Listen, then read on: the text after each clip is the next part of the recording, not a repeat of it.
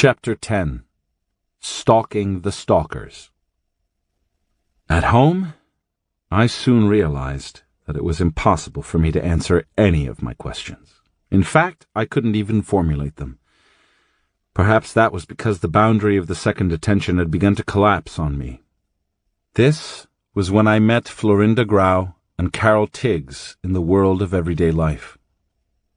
The confusion of not knowing them at all, yet knowing them so intimately that I would have died for them at the drop of a hat, was most deleterious to me. I had met Taisha Abelard a few years before, and I was just beginning to get used to the confounded feeling of knowing her without having the vaguest idea of how. To add 2 more people to my overloaded system proved too much for me. I got ill out of fatigue and had to seek Don Juan's aid. I went to the town in southern Mexico where he and his companions lived. Don Juan and his fellow sorcerers laughed uproariously at the mere mention of my turmoils. Don Juan explained to me that they weren't really laughing at me, but at themselves. My cognitive problems reminded them of the ones they had had when the boundary of the second detention had collapsed on them just as it had on me. Their awareness, like mine, had not been prepared for it, he said. Every sorcerer goes through the same agony, Don Juan went on. Awareness is an endless area of exploration for sorcerers and man in general. In order to enhance awareness, there's no risk we should not run, no means we should refuse. Bear in mind, however, that only in soundness of mind can awareness be enhanced. Don Juan reiterated then that his time was coming to an end, and that I had to use my resources wisely to cover as much ground as I could before he left. Talk like that used to throw me into states of profound depression. But as the time of his departure approached, I had begun to react with more resignation. I no longer felt depressed, but I still panicked. Nothing else was said after that. The next day, at his request, I drove Don Juan to Mexico City. We arrived around noon and went directly to the Hotel del Prado in the Paseo Alameda, the place he usually lodged when he was in the city. Don Juan had an appointment with a lawyer that day at 4 p.m. Since we had plenty of time, we went to have lunch in the famous Café Tacuba, a restaurant in the heart of downtown where it was purported that real meals were served. Don Juan wasn't hungry. He ordered only 2 sweet tamales, while I gorged myself on a sumptuous feast. He laughed at me and made signs of silent despair at my healthy appetite. I'm going to propose a line of action for you, he said, in a curt tone when we had finished our lunch. It's the last task of the 3rd gate of dreaming, and it consists of stalking the stalkers, the most mysterious maneuver. To stalk the stalkers means to deliberately draw energy from the inorganic being's realm in order to perform a sorcery feat. What kind of sorcery feat, Don Juan? A journey. A journey that uses awareness as an element of the environment, he explained. In the world of daily life, water is an element of the environment that we use for traveling. Imagine awareness being a similar element that can be used for traveling. Through the medium of awareness, scouts from all over the universe come to us, and vice versa. Via awareness, sorcerers go to the ends of the universe. There had been certain concepts, among the hosts of concepts Don Juan had made me aware of in the course of his teachings, that attracted my full interest without any coaxing. This was one. The idea that awareness is a physical element is revolutionary, I said in awe. I didn't say it's a physical element, he corrected me. It's an energetic element. You have to make that distinction. For sorcerers who see awareness is a glow, they can hitch their energy body to that glow and go with it. What's the difference between a physical and an energetic element? I asked. The difference is that physical elements are part of our interpretation system, but energetic elements are not. Energetic elements like awareness exist in our universe, but we as average people perceive only the physical elements because we were taught to do so. Sorcerers perceive the energetic elements for the same reason. They were taught to do so. Don Juan explained that the use of awareness as an energetic element of our environment is the essence of sorcery. That in terms of practicalities, the trajectory of sorcery is first to free the existing energy in us by impeccably following the sorcerer's path. Second, to use that energy to develop the energy body by means of dreaming. And third, to use awareness as an element of the environment in order to enter with the energy body and all our physicality into other worlds. There are two kinds of energy journeys into other worlds, he went on. One is when awareness picks up the sorcerer's energy body and takes it wherever it may. And the other is when the sorcerer decides, in full consciousness, to use the avenue of awareness to make a journey. You've done the first kind of journeying. It takes an enormous discipline to do the second.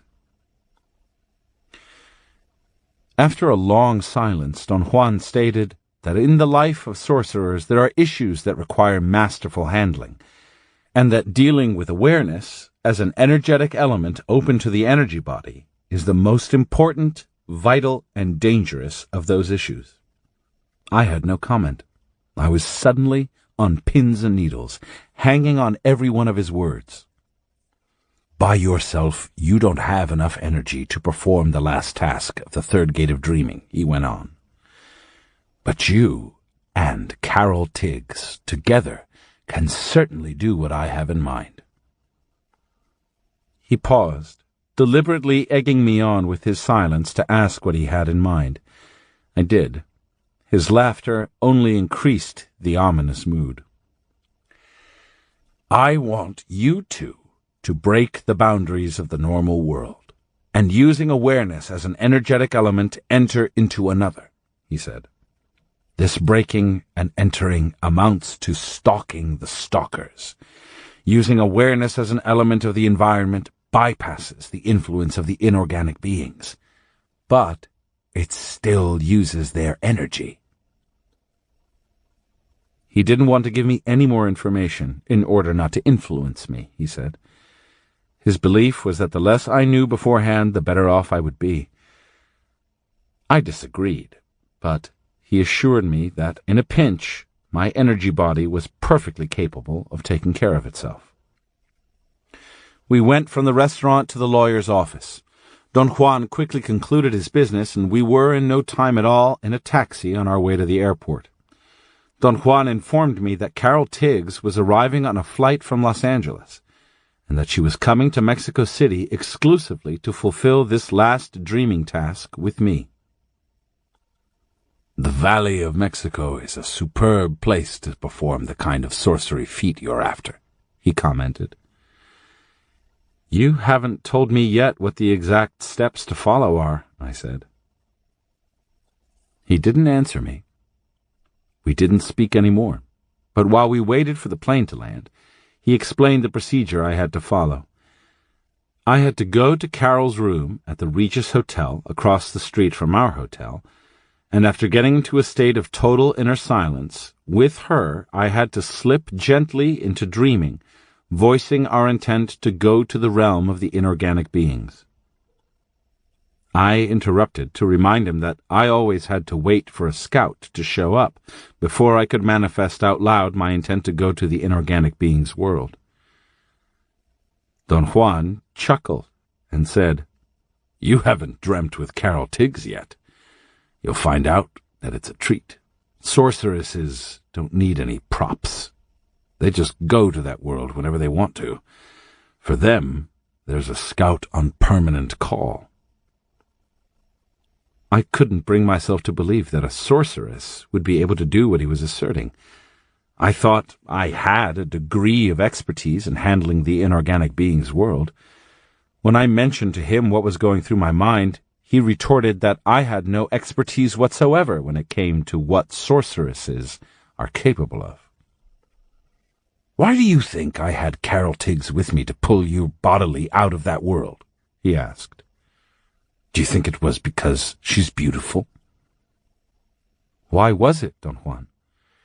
"Because I couldn't do it myself, and for her it was nothing. She has a knack for that world." "Is she an exceptional case, Don Juan?" "Women in general have a natural bent for that realm. Sorceresses are, of course, the champions, but Carol Tiggs is better than anyone I know because she, as the Nagual woman, has superb energy." I thought I had caught Don Juan in a serious contradiction. He had told me that the inorganic beings were not interested at all in women. Now he was asserting the opposite. "No, I'm not asserting the opposite," he remarked when I confronted him. "I've said to you that the inorganic beings don't pursue females. They only go after males. But I've also said to you that the inorganic beings are female, and that the entire universe is female to a large degree. So draw your own conclusions." Since I had no way to draw any conclusions, Don Juan explained to me that sorceresses, in theory, come and go as they please in that world, because of their enhanced awareness and their femaleness. "Do you know this for a fact?" I asked. "The women of my party have never done that," he confessed. "Not because they can't, but because I dissuaded them.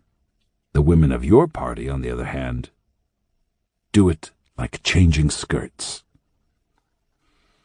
I felt a vacuum in my stomach. I really didn't know anything about the women of my party. Don Juan consoled me, saying that my circumstances were different from his, as was my role as a Nagual. He assured me that I didn't have it in me to dissuade any of the women of my party, even if I stood on my head. As the taxi drove us to her hotel, Carol delighted Don Juan and me with her impersonations of people we knew. I tried to be serious and questioned her about our task. She mumbled some apologies for not being able to answer me with the seriousness I deserved. Don Juan laughed uproariously when she mimicked my solemn tone of voice. After registering Carol at the hotel, the three of us meandered around downtown, looking for second-hand bookstores. We ate a light dinner at the Somborn's restaurant in the House of Tiles. About 10 o'clock, we walked to the Regis Hotel. We went directly to the elevator. My fear had sharpened my capacity to perceive details. The hotel building was old and massive. The furniture in the lobby had obviously seen better days. Yet there was still, all around us, something left of an old glory that had a definite appeal. I could easily understand why Carol liked that hotel so much. Before we got into the elevator, my anxiety mounted to such heights that I had to ask Don Juan for last-minute instructions. "Tell me again how we are going to proceed," I begged. Don Juan pulled us to the huge, ancient stuffed chairs in the lobby and patiently explained to us that once we were in the world of the inorganic beings, we had to voice our intent to transfer our normal awareness to our energy bodies. He suggested that Carol and I voice our intent together, although that part wasn't really important. What was important, he said, was that each of us intend the transfer of the total awareness of our daily world to our energy body. "How do we do this transference of awareness?" I asked. "Transferring awareness is purely a matter of voicing our intent and having the necessary amount of energy," he said. "Carol knows all this. She's done it before. She entered physically into the inorganic being's world when she pulled you out of it, remember? Her energy will do the trick. It'll tip the scales." "What does it mean to tip the scales? I'm in limbo, Don Juan." Don Juan explained that to tip the scales meant to add one's total physical mass to the energy body. He said that using awareness as a medium to make the journey into another world is not the result of applying any techniques, but the corollary of intending and having enough energy. The bulk of energy from Carol Tiggs added to mine, or the bulk of my energy added to Carol's, was going to make us into one single entity, energetically capable of pulling our physicality and placing it on the energy body in order to make that journey. What exactly do we have to do in order to enter into that other world? Carol asked. Her question scared me half to death. I thought she knew what was going on. Your total physical mass has to be added to your energy body, Don Juan replied, looking into her eyes. The great difficulty of this maneuver is to discipline the energy body, a thing the two of you have already done. Lack of discipline is the only reason the two of you may fail in performing this feat of ultimate stalking. Sometimes, as a fluke, an average person ends up performing it and entering into another world. But this is immediately explained away as insanity or hallucination. I would have given anything in the world for Don Juan to continue talking, but he put us in the elevator and we went up to the second floor, to Carol's room, despite my protests and my rational need to know. Deep down, however, my turmoil was not so much that I needed to know. The bottom line was my fear. Somehow, this sorcerer's maneuver was more frightening to me than anything I'd done so far.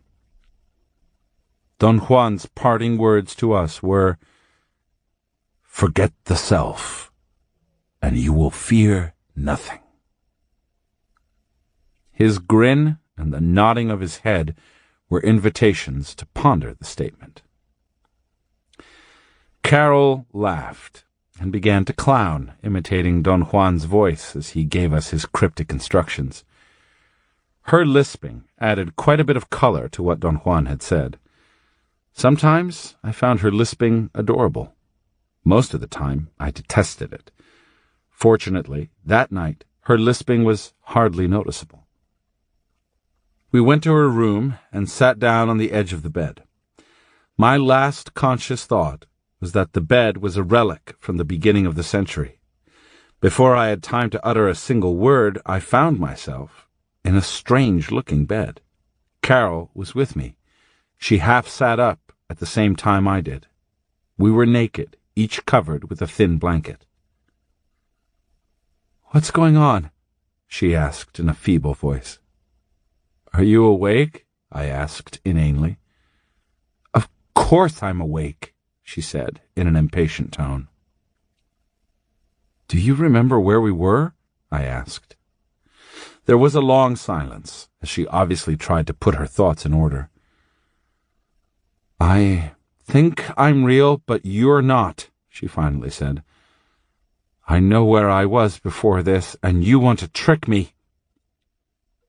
I thought she was doing the same thing herself. She knew what was going on and was testing me or pulling my leg.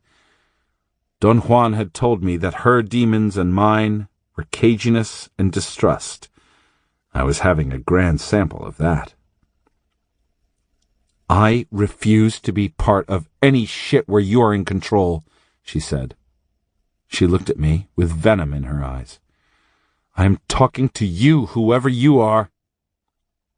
She took one of the blankets we had been covered with and wrapped herself in it. "I'm going to lie here and go back to where I came from," she said, with an air of finality.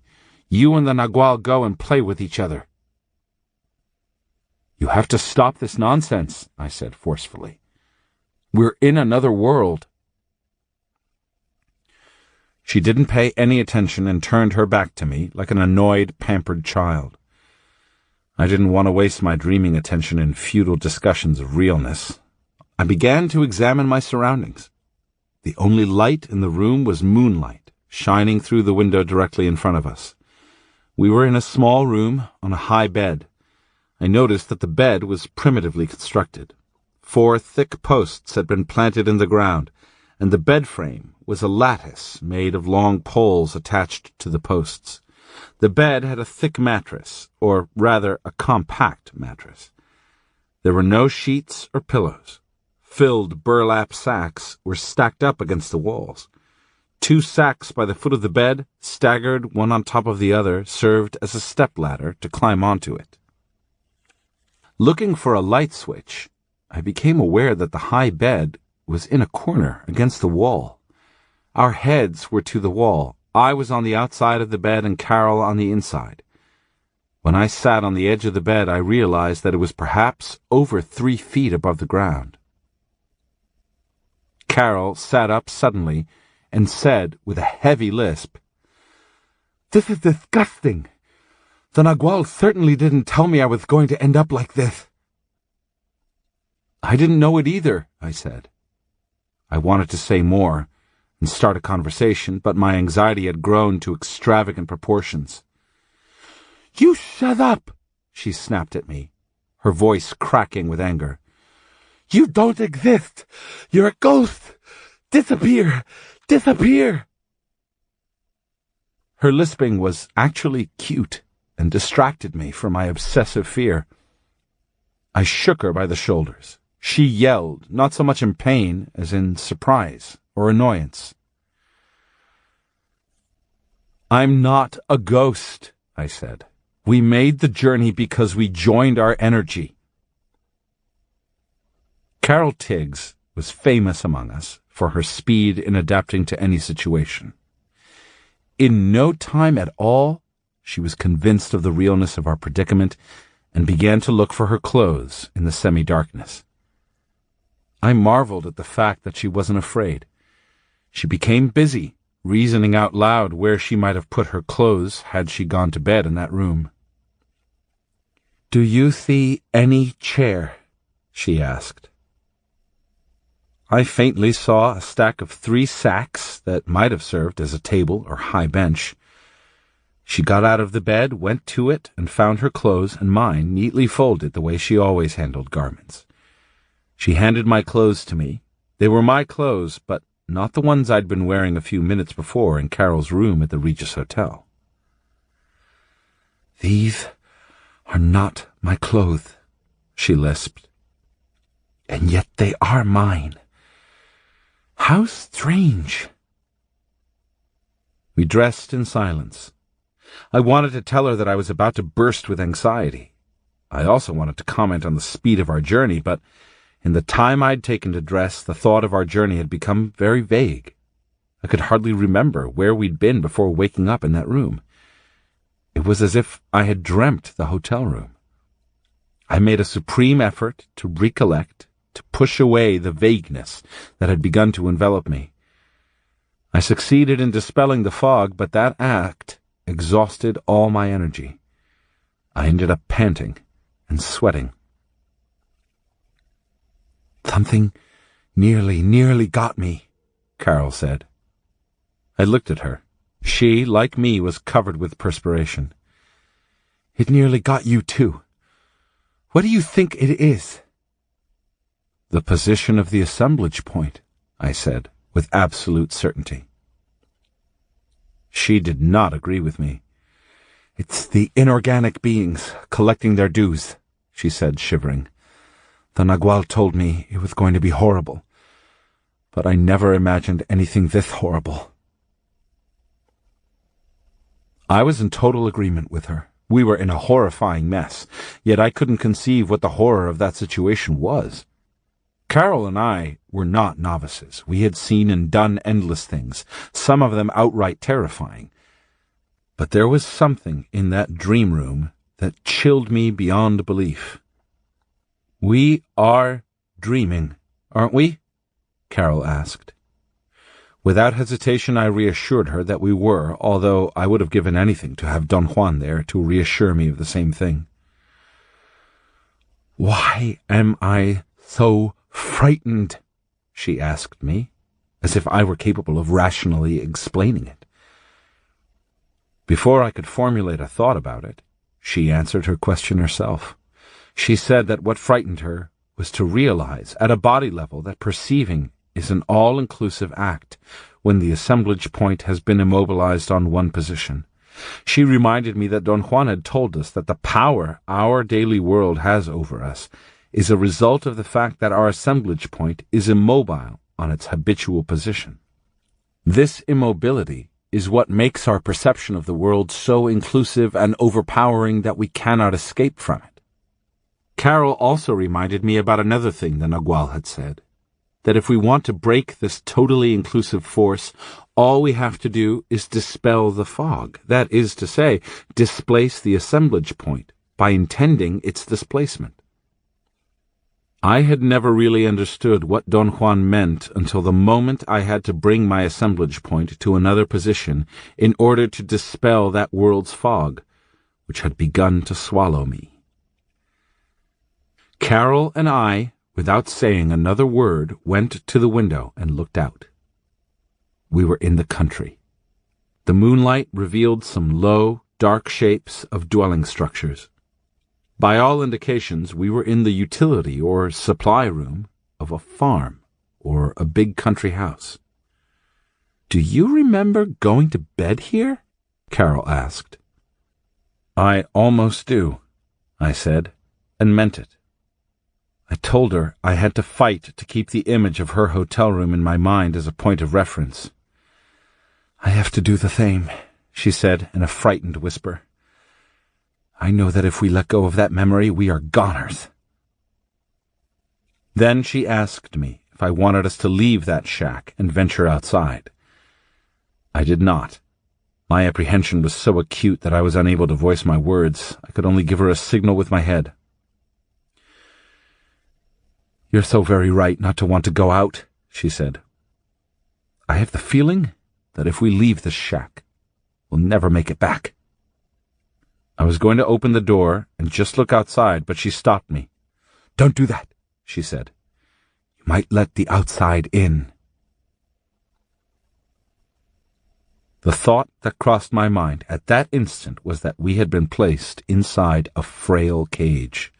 Anything, such as opening the door, might upset the precarious balance of that cage. At the moment I had that thought, both of us had the same urge. We took off our clothes as if our lives depended on that. We then jumped into the high bed without using the 2 sack steps, only to jump down from it in the next instant. It was evident that Carol and I had the same realization at the same time. She confirmed my assumption when she said, "Anything that we use belonging to this world can only weaken us. If I stand here naked and away from the bed and away from the window, I don't have any problem remembering where I came from. But if I lie in that bed or wear those clothes or look out the window, I'm done for." We stood in the center of the room for a long time, huddled together. A weird suspicion began to fester in my mind. "How are we going to return to our world?" I asked, expecting her to know. "The re-entry into our world is automatic if we don't let the fog set in," she said, with the air of a foremost authority, which was her trademark. And she was right. Carol and I woke up at the same time in the bed of her room in the Regis Hotel. It was so obvious we were back in the world of daily life that we didn't ask questions or make comments about it. The sunlight was nearly blinding. "How did we get back?" Carol asked. "Or rather, when did we get back?" I had no idea what to say or what to think. I was too numb to speculate, which was all I could have done. "Do you think that we just returned?" Carol insisted. "Maybe we've been asleep here all night. Look, we're naked. When did we take our clothes off?" "We took them off in that other world," I said, and surprised myself with the sound of my voice. My answer seemed to stump Carol. She looked uncomprehendingly at me, and then at her own naked body. We sat there, without moving, for an endless time. Both of us seemed to be deprived of volition, but then, quite abruptly, we had the same thought at exactly the same time. We got dressed in record time, ran out of the room, went down 2 flights of stairs, crossed the street, and rushed into Don Juan's hotel. Inexplicably and excessively out of breath, since we hadn't really exerted ourselves physically, we took turns explaining to him what we'd done. He confirmed our conjectures. "What you two did was about the most dangerous thing one can imagine," he said. He addressed Carol and told her that our attempt had been both a total success and a fiasco. We had succeeded in transferring our awareness of the daily world to our energy bodies, thus making the journey with all our physicality. But we had failed in avoiding the influence of the inorganic beings. He said that ordinarily dreamers experience the whole maneuver as a series of slow transitions, and that they have to voice their intent to use awareness as an element. In our case, all those steps were dispensed with. Because of the intervention of the inorganic beings, the two of us had actually been hurled into a deadly world with a most terrifying speed. "It wasn't your combined energy that made your journey possible," he continued. "Something else did that. It even selected adequate clothes for you." "Do you mean, Nagual, that the clothes and the bed and the room happened only because we were being run by the inorganic beings?" Carol asked. "You bet your life," he replied. "Ordinarily, dreamers are merely voyeurs. The way your journey turned out, you two got a ringside seat and lived the old sorcerer's damnation. What happened to them was precisely what happened to you. The inorganic beings took them to worlds from which they could not return. I should have known, but it didn't even enter my mind that the inorganic beings would take over and try to set up the same trap for you two." "Do you mean they wanted to keep us there?" Carol asked. "If you had gotten outside that shack, you'd now be meandering hopelessly in that world," Don Juan said. He explained that since we entered into that world with all our physicality, the fixation of our assemblage points on the position pre-selected by the inorganic beings was so overpowering that it created a sort of fog that obliterated any memory of the world we came from. He added that the natural consequence of such an immobility, as in the case of the sorcerers of antiquity, is that the dreamer's assemblage point cannot return to its habitual position. "Think about this," he urged us. "Perhaps this is exactly what is happening to all of us in the world of daily life. We are here, and the fixation of our assemblage point is so overpowering that it has made us forget where we came from and what our purpose was for coming here." Don Juan didn't want to say any more about our journey. I felt that he was sparing us further discomfort and fear. He took us to eat a late lunch.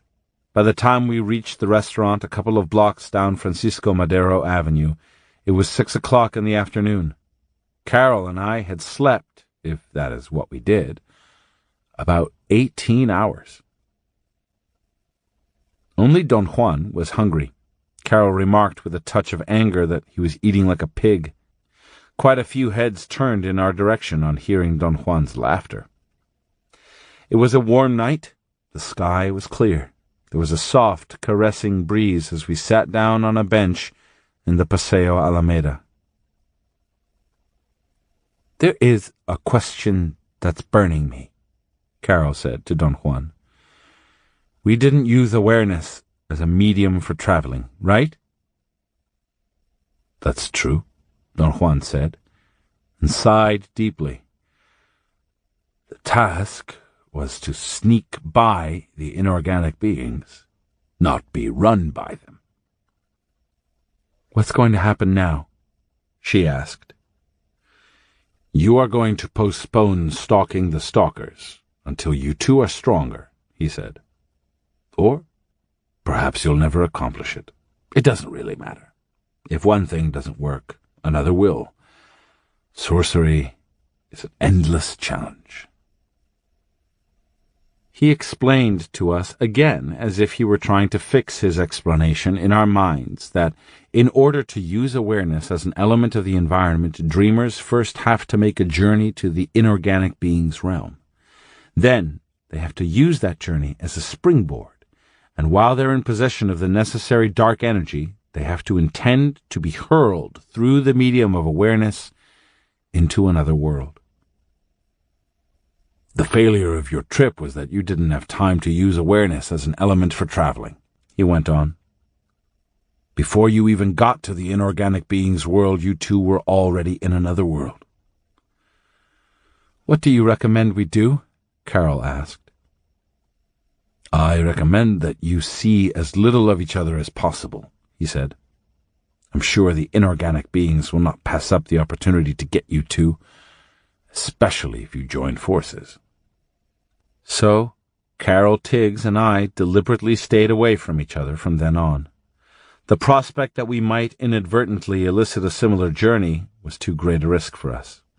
Don Juan encouraged our decision by repeating over and over that we had enough combined energy to tempt the inorganic beings to lure us again.